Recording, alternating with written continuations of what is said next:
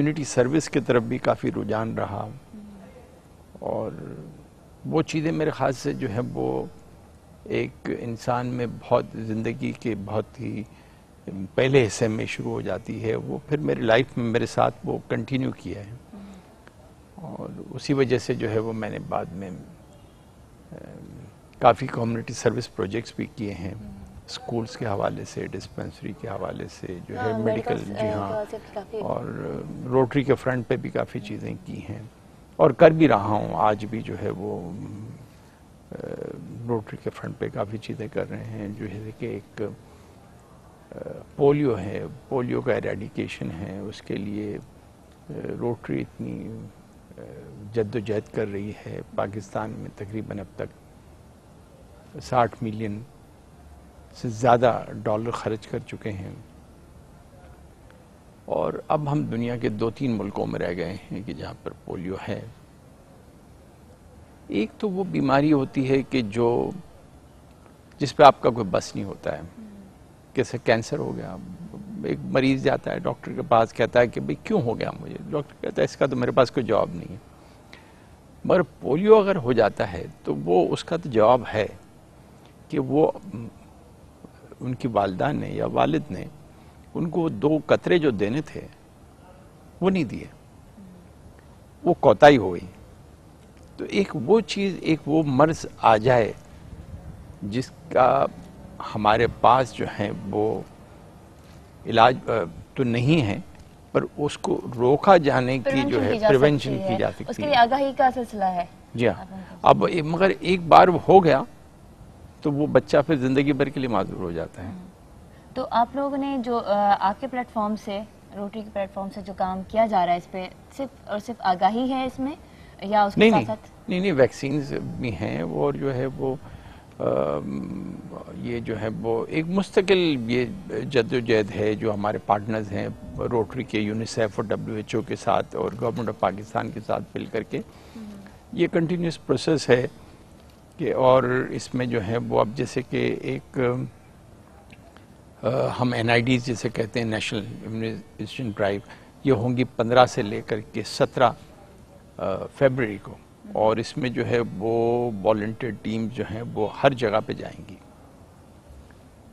कुछ मसले तो हमारे पास ऐसे भी इस वजह से भी आ रहे हैं कि कुछ नॉर्दर्न एरिया में जहाँ पर इस वक्त जो है वो कंडीशंस पीसफुल नहीं है या जहाँ पर वॉर हो रही हैं या जहाँ पर, तो वहाँ पर पोलियो के कतरे दे देना आसान काम नहीं है। यानी आप जो है प्रॉब्लम सॉल्वर भी हैं, सिर्फ बिजनेस और बिजनेस नहीं है, साथ साथ जो है कंट्रीब्यूशन इस साइड पे भी एक सॉफ्ट पहलू ये रखते हैं कि कंट्रीब्यूशन हो।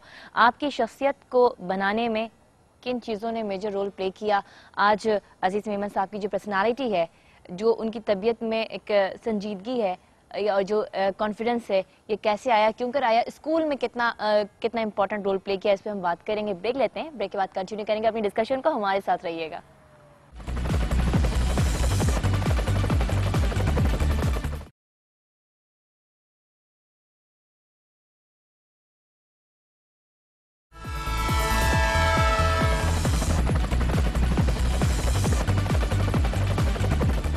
Welcome back. कंटिन्यू करते हैं अपनी डिस्कशन को। ब्रेक से पहले जिस तरह की आपकी पर्सनालिटी के बारे में मैंने कहा था, एक कहने के क्रिएट कर दिया था लोगों के जहन में कि इसके बाद हम ये बात करेंगे। पर्सनालिटी के हवाले से अभी जो आपकी शख्सियत अभी है, मौजूद है, लोग देखते हैं, इंस्पायर भी होते हैं। एक बिजनेसमैन या बिजनेस टाइकून कहें, जहाँ उसकी शख्सियत कितने पहलू होते हैं, सॉफ्ट पहलू भी है, सॉफ्ट इमेज भी है, कॉन्फिडेंस बिल्डअप करने में स्कूल का अपना मेजर रोल जो रहा, स्कूल की लाइफ के हवाले से कुछ चाहूँगी कि किन किन चीज़ों ने मेजर रोल प्ले किया? खुद अंदर से एक मोटिवेशन थी कि मुझे ऐसा होना चाहिए, या कुछ शख्सियात का हाथ रहा इसमें?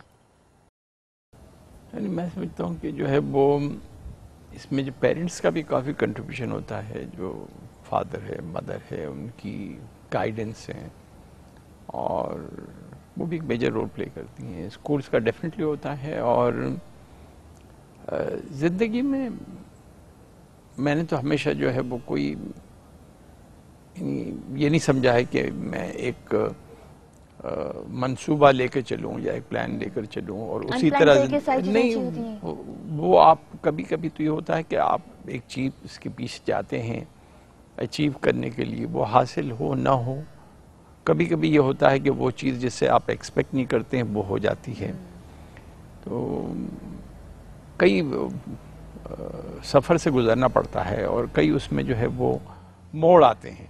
इन और सफर में, इस मोड में अच्छे मोमेंट भी बहुत सारे आए होंगे और हमेशा से बचपन में तो इतनी संजीदा तबीयत के आप बहरहाल नहीं रहे होंगे, क्योंकि आप लिटरेचर से भी आपको लगाव है, पोइट्री पढ़ना या पेंटिंग्स आपको पसंद है, तो हिस्से मिजाज भी बहरहाल आपके अंदर है। तो बचपन की ज़िंदगी में जो बचपन के मोमेंट्स होते हैं वो बहरहाल कोई ना कोई ऐसा लम्हा होता है जो यादगार रहता है, आप अभी भी रिकॉल करते हैं, जो कि ज़्यादा दूर नहीं है, बचपन आपका करीब तरीन है। कोई अच्छा सा मोमेंट, कोई अच्छा सा वाक़ा कैसा याद है, कोई शरारत, कोई ऐसी एक्टिविटी? इतना शरारत मैं करता नहीं था कि जो मुझे याद रहे, मगर वो स्कूल लाइफ तो होती है, स्कूल हाँ अच्छी होती है। कोई ऐसा इंसिडेंट तो अगर मुझे याद आ गया तो मैं आपको कॉल करके बता दूंगा। अच्छा चलिए ठीक है, फिर हमें कॉल का इंतजार करना पड़ेगा, अगले एपिसोड रखना पड़ेगा कि आज जो है आपको कोई अच्छी सी बात याद आई है। अच्छा, स्कूल के साथ साथ कॉलेज लाइफ गुजरी, अमूमन कॉलेज लाइफ में थोड़ी सी जो बच्चे जब स्कूल से कॉलेज में पहुंचते हैं थोड़ी सी आज़ादी का एहसास उनके अंदर होता है। अब उनके ऊपर ये डिपेंड करता है कि आप जो है उस आज़ादी का इस्तेमाल, उस आज़ादी की जो सोच है उसको किस तरह ले जाते हैं। कॉलेज लाइफ और यूनिवर्सिटी लाइफ माशा कैसी गुजरी? उसको एंजॉय किया, उसको जो है वो मैं समझता हूँ कि वो एक बड़े अच्छे दिन होते हैं जिसको याद किया जाता है। और